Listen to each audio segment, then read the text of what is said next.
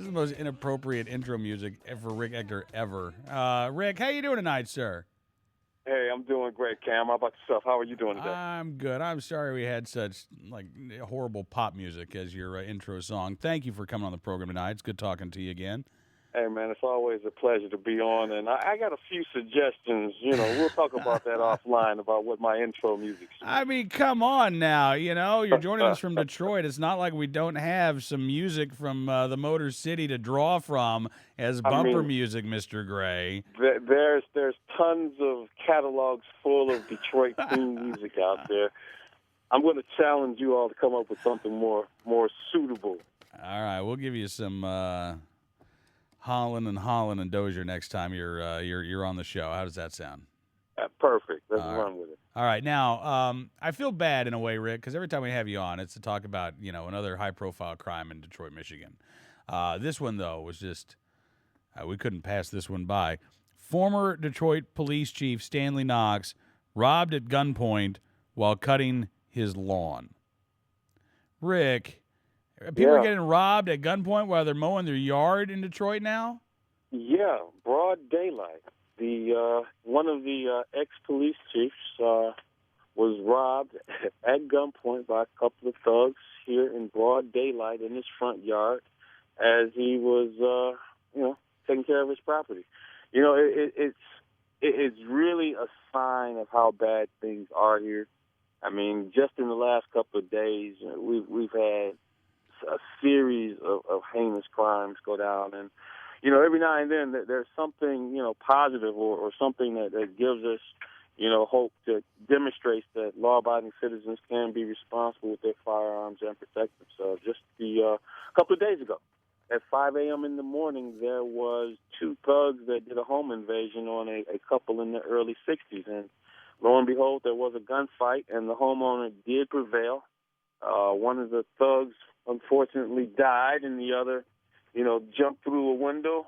Police were able to get there sometime thereafter and follow the blood trail to his home and then arrested him. And one of the unfortunate things that happened was the homeowner's wife was injured, but at the end of the day, he defended himself and he defended both he and his wife. And, there's something that tells me that had he not had a firearm, being a senior citizen that was targeted by these predators, Right. I believe in my heart that both of them would have been dead.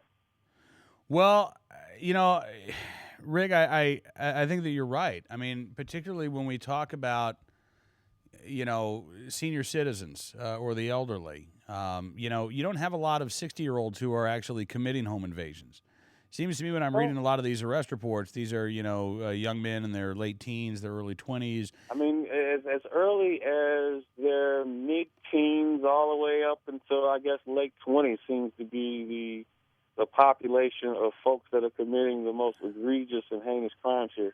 Absolutely. So, you get, and typically, by the way, these home invasions are not committed by one individual. You've got, two or There three or are more. multiple. The last time that I was on remotely, not when we were in St. Louis, but we were talking about the one elderly gentleman who had a rifle when two guys were coming in, and he put one round into his rifle and was successfully able to use that one round to both hit and protect his property, his life and his spouse. So, what I'm seeing is multiple predators preying upon older senior citizens in their homes. And, we have other incidents where people are being accosted, like the police chief or ex-police chief. Just tonight, on the news, we're talking about this 84-year-old security guard who was cut down at church while he was, looking over, the church's property. And it doesn't seem to be an apparent motive.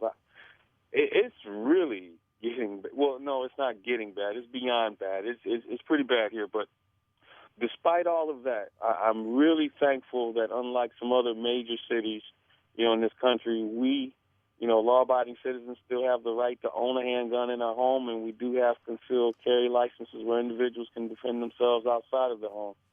So on that, I'm encouraged because I believe in my heart of hearts it could actually be worse if you can conceive that. Well, no, absolutely. You could be Chicago. We could be Chicago. You could be Washington, D.C., you're right. The crime rate is bad in Detroit, and Detroit has a lot of problems, and I hope that Detroit can turn things around. But as you say, at least the residents there do have the ability to exercise their constitutional rights. And to that end, I ask you this every time we have you on, and you keep telling me that your phone is ringing.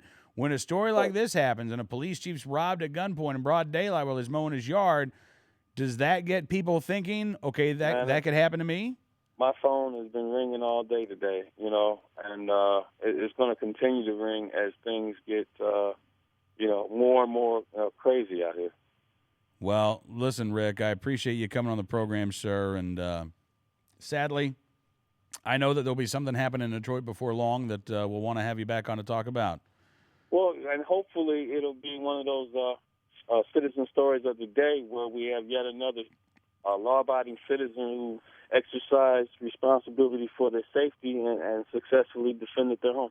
I hope so. Let's hope it's a good news story. Rick, thank you for your time tonight, sir, and we'll do it again soon. Hey, man, thanks for having me on. Give my thanks to Mr. Pop and the two Erics.